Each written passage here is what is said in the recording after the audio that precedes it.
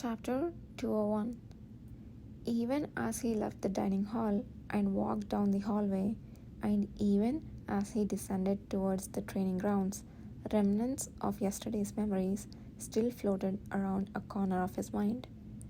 The fervor in the gaze that met his, after he had finally detached from what he had clung to with such desperate longing for an indeterminate amount of time, the revelation of a deeper desire manifested through his rapid, racing breath.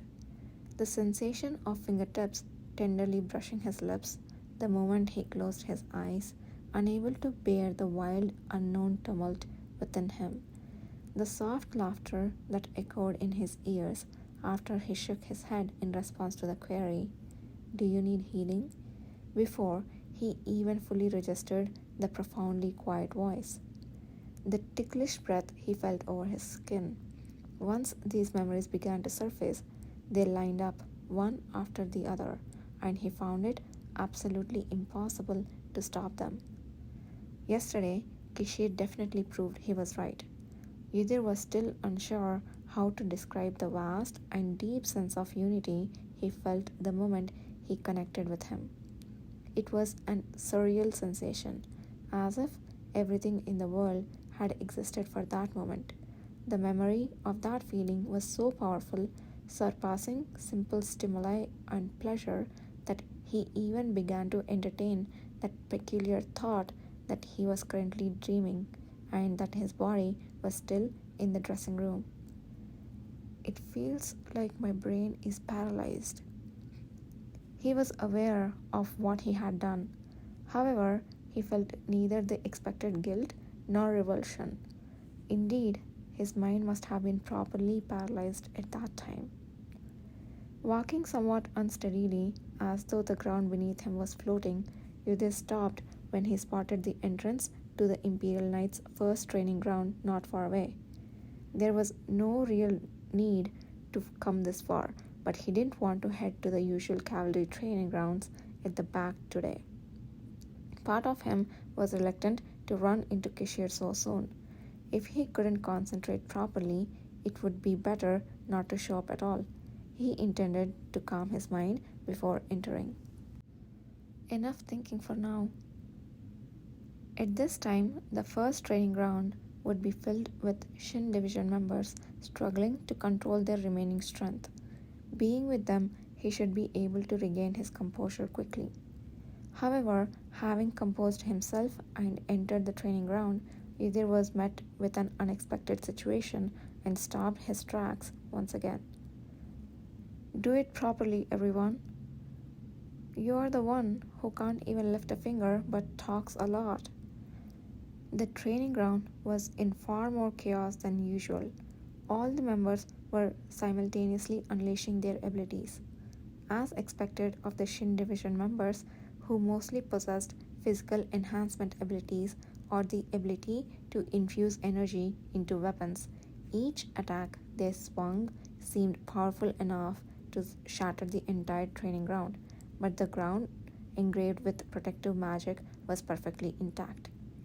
And in the midst of all this was Kishir, not as an attacker, but as the sole target. "Is this all you have got? I wonder where the spirit from earlier went." "Ah, not yet."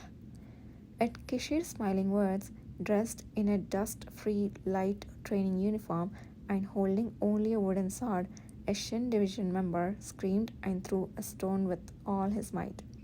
He had the ability to infuse power into thrown objects, making them faster than arrows and causing them to explode.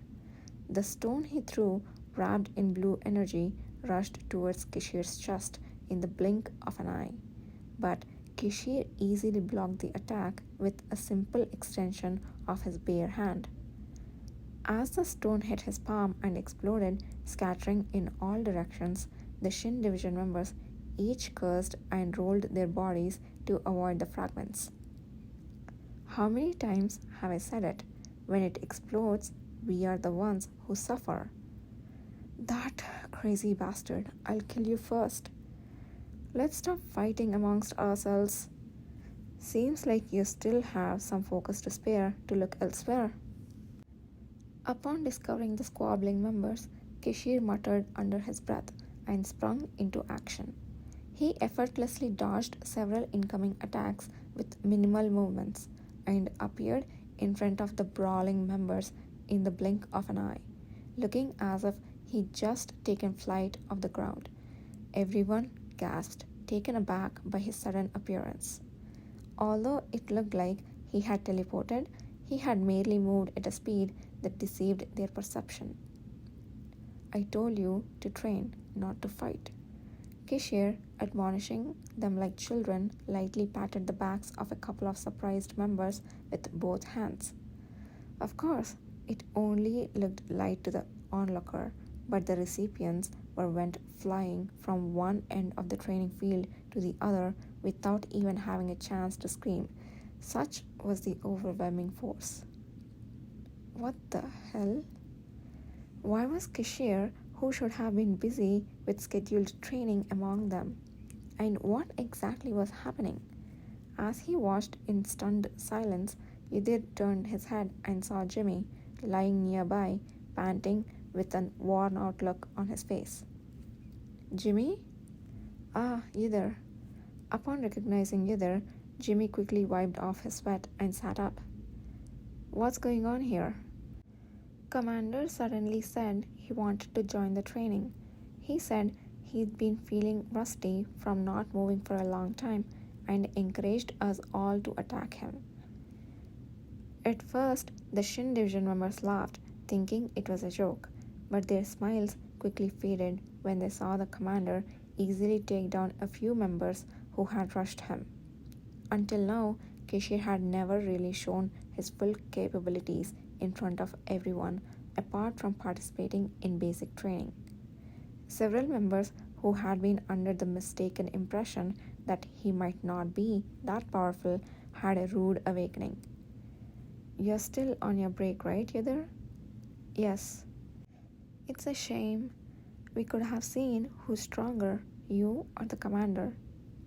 You wanted to see that? Of course, Jimmy answered with sparkling eyes, suddenly scrutinized Yudhir's face. But Yudhir, what happened to your lips? Did you get hurt? Judging by Jimmy and Devron's reaction, his chapped lips were quite noticeable. It's nothing, just a bit tired. I see.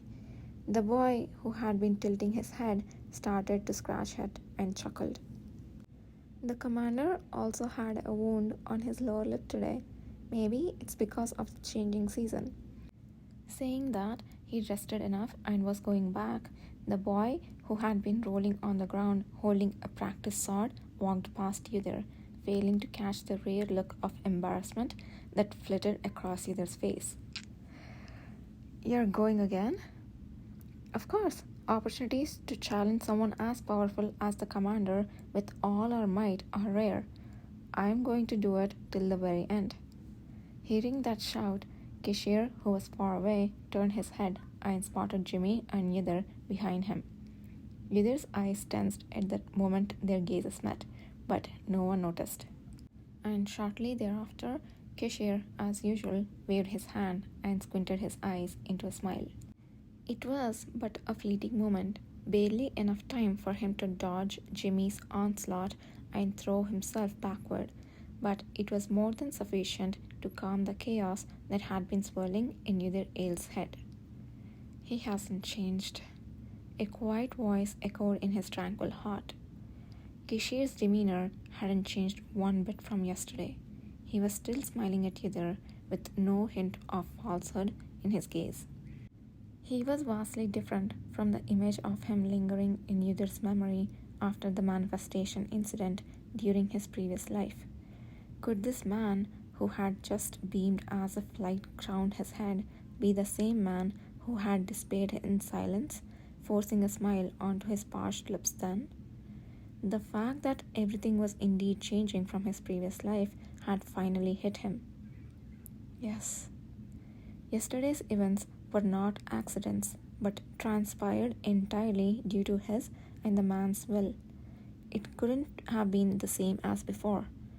A bittersweet sense of liberation blossomed from within his chest. Yudhir briefly let slip a smile akin to a sigh, but quickly extinguished it. He bowed his head. I feel refreshed after a good workout. Sometime later, Kishir approached Yudhir, leaving the Shin Division members sprawling behind him, rotating his shoulder. Unlike the Shin Division members smeared with sweat and dirt, he looked composed, only with a trace of sweat on his forehead. I'm sorry, you came to watch training, but now there's nothing for you to do. Yudhir responded as usual to Kishir's ever-composed demeanor that showed no trace of yesterday's passion. No, your personal involvement would have been a better experience than maid training, but... After confirming there was no one around to overhear their conversation, Yudhir lowered his voice. Is it alright for you to use your power like this? Kishir's ability as an awakener was not as flashy or noticeable as others, but even small movement carried an overwhelming power that was unmatched. Even Yudhir, who had seen him fight monsters in his previous life, could not fully comprehend the extent of his power. How could the inexperienced Shin Division members stand a chance against him? The worry was whether he would again suffer physical distress from using his ability, just as he did after casting magic before. It's fine. When the heat period is nearing, I need to use it more than usual. Leaving the power idle can be more harmful. I see. I apologize if my concern was presumptuous. Presumptuous, you say? It feels good to be worried about. I usually don't like it, but when it's you, it feels quite nice. Kishir, who made this fortunate remark when no one else could hear, gestured and began to walk ahead. Shall we head back together? It's going to take them some time to regain their senses. Yudhir glanced at the Shin Division members, swallowed his slight feeling of guilt, and nodded. Understood. Not long after they left the training grounds, they saw Imperial Knights pretending not to see them while giving them disdainful looks and disappearing into the distance. They don't even bother with a greeting. Despite being members of a Knight's order created to protect the Imperial family, their insolence was hard to believe. However, Kishir didn't pay them any mind. As an assistant, there wasn't much Yudhir could do if his commander did not approve, but he made a mental note of their attitudes. Someday, I'll have to deal with all those guys and make sure they greet us eagerly, even at the sight of Kishir's shadow. Duke? Not long after they started walking, Nathan Zuckerman appeared with a brisk stride. He walked straight towards Kishir, offered a silent bow in greeting, and then spoke up again. You must return to the office immediately. What's the matter? The first son of Apeto has paid a visit.